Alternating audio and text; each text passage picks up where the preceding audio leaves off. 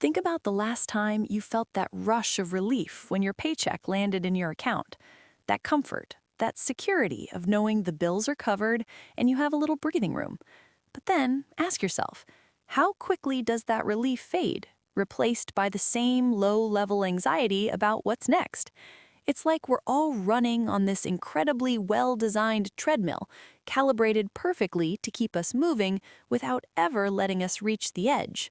We're safe, but we're stationary. It's a bizarre contradiction, isn't it?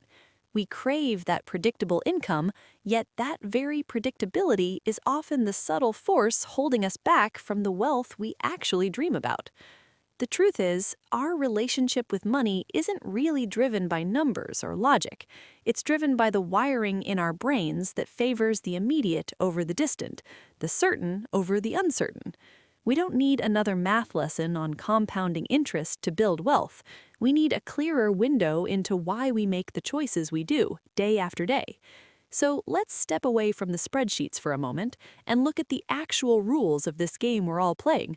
Rules that go far deeper than just save 10%. Because when you start to see the silent architecture of your financial life, everything changes. You realize the goal isn't just about accumulating dollars, it's about breaking the script.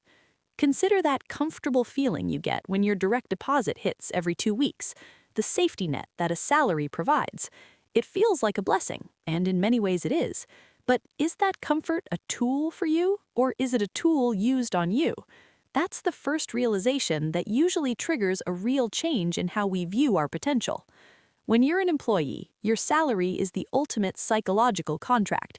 It provides just enough security to keep your gaze fixed firmly on the present, on the immediate horizon. By guaranteeing you can meet your immediate needs, a salary subtly relieves you of the urgent necessity to build something that lasts beyond your next shift.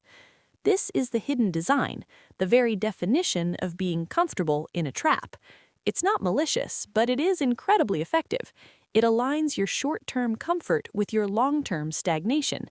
It's easier to stay in a job that pays well enough than it is to risk that security on building a business or an investment portfolio that might not pay off for years. We all know this intellectually, but that emotional grip of certainty is powerful. Our brains are hardwired by evolution to prefer a guaranteed meal today over the chance of a bigger harvest next season. The problem is, we are no longer hunter-gatherers. Today, prioritizing today's guaranteed meal is often the surest path to never having more than just enough. This desire for security creates a kind of myopia, a blindness that makes us only focus on what we can see, which is usually the cost of things and our next paycheck. It blocks out the true costs, the invisible ones. It blinds us to the compounding effect of the opportunities we are not taking, the growth we are not pursuing because it feels risky. Imagine two different trajectories. The first is a steady line upward, increasing at 3 or 4% a year, a typical career path. It feels predictable, linear, and controllable. The second is a flat line for a long time, sometimes even dipping down, before it starts an exponential, jagged curve upward. This trajectory is frightening because its payoff is delayed and uncertain. The steady line is the salary. The second line is the path of ownership, of investing in assets. We naturally choose the first because the human mind desperately dislikes that long, flat period of uncertainty. We give up that potential for explosive, exponential growth just to avoid the temporary discomfort of the flat line. That's not a logical decision. That's a purely emotional one.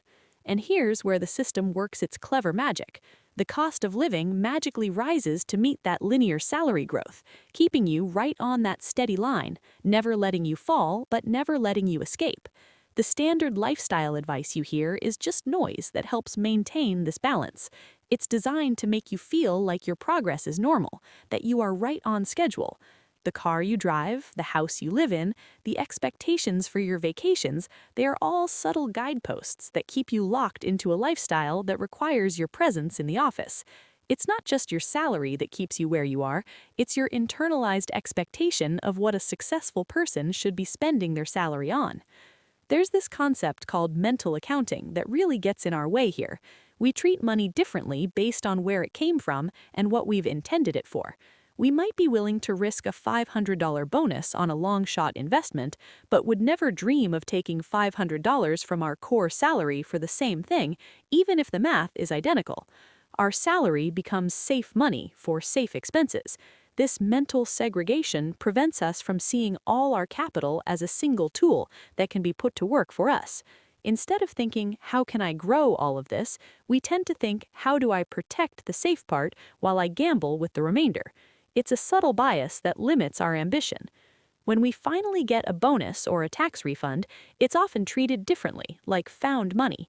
It's seen as free and clear, separate from the strict allocation of our salary. But found money is the very pool that should be directed into things that can grow.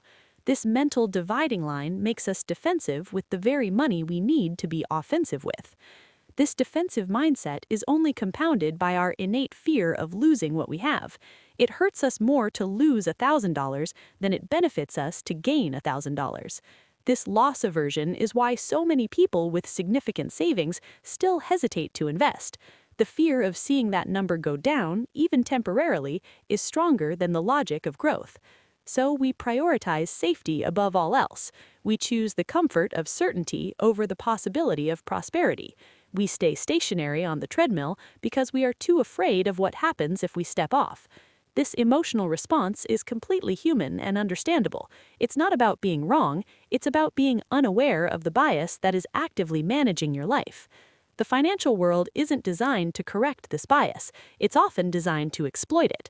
Marketing and products don't focus on wealth generation, they focus on debt accumulation. They don't teach you how to analyze an asset, they teach you how to manage monthly payments. It's an educational system that primes us for consumption, not creation. Think about it. We're taught to compare different loan rates, but how many people are taught how to compare different types of cash flow? One is about managing your outflows, the other is about creating inflows. This framing keeps us focused on the defensive end of the field. We are constantly trying to protect what we have and minimize our costs, rather than asking how we can increase our score. The shift from an employee mindset to a wealth mindset isn't about working harder or taking wild risks, it's about viewing everything, including your time, through the lens of leverage. An employee leverages their time to get paid. A wealth builder leverages their capital, their ideas, and other people's systems to create an outcome that isn't dependent on their hours. This difference is fundamental. A salary is a direct trade, time for money. It has a ceiling, a strict linear limit. Ownership, however, is a non-linear proposition.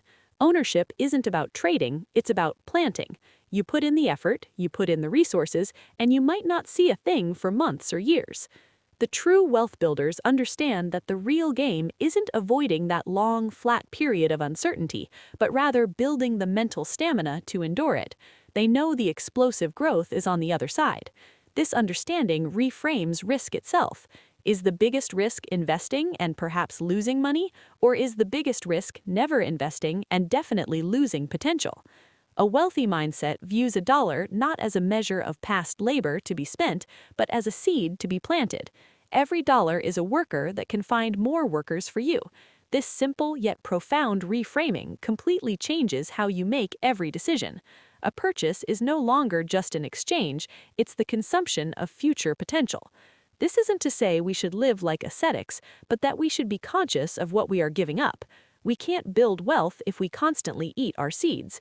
It's about having that internal conversation. Is this current consumption worth sacrificing the future version of this asset? This isn't a rule you can follow, it's a filter you have to develop. When you operate without a real-world buffer, any interruption feels catastrophic. A car repair or medical bill becomes a major event, forcing you back into survival mode. That survival mode reinforces the employee mindset, making that predictable salary feel even more essential and further reducing your willingness to think about ownership or assets. Breaking free from this is less about finding the perfect stock and more about a persistent, quiet discipline. It's about consistently prioritizing your future potential over your present desires. This discipline is incredibly mundane. It's not exciting. It's just the slow, deliberate action of taking some of that safe money and letting go of the need for its absolute safety. It's a commitment that requires you to detach your sense of security from your next paycheck and attach it instead to your slowly growing pool of independent assets. This is a profound psychological shift. It's moving from trusting a system to provide for you to trusting your own actions to build a system of your own. And you don't need much to get started. You just need to change the purpose of that very first dollar. Instead of using it to manage your payments, you use it to purchase a tiny fraction of a cash flow. That single act is a symbolic declaration that you are no longer just an employee. You are now a partial owner. It's a psychological foothold that you can build on. This initial step seems small, but it breaks the spell of the salary. It changes your identity from someone who just consumes resources to someone who manages and deploys them. You are no longer passive, you're active, even if the stakes are incredibly low. That experience of having a dollar that you didn't earn with your labor work for you, that's the real education. It's not just about the money. It's about rewriting your internal narrative about what you're capable of doing. This new narrative is your map out of the salary trap. This path isn't easy. You have to overcome that desire for immediate results, the fear of uncertainty, and the social pressure that encourages consumption over creation. But the rewards go far beyond financial security. It's about regaining sovereignty over your time and focus, about being able to contribute to the world on your own terms. The ultimate wealth isn't a number in an account. It's the quiet confidence that you are the architect of your own life, not just a reliable cog in someone else's. So step back and look at your relationship with your salary, not as a good or bad thing, but as an elegant structure designed with a specific purpose. Once you see its design, you can use it. You can appreciate the comfort it provides without letting it lull you into a permanent state of inaction. The greatest trick the system ever pulled wasn't making us feel insecure. It was making us feel so secure that we never thought to build anything of our own. But you know better now. You see the design.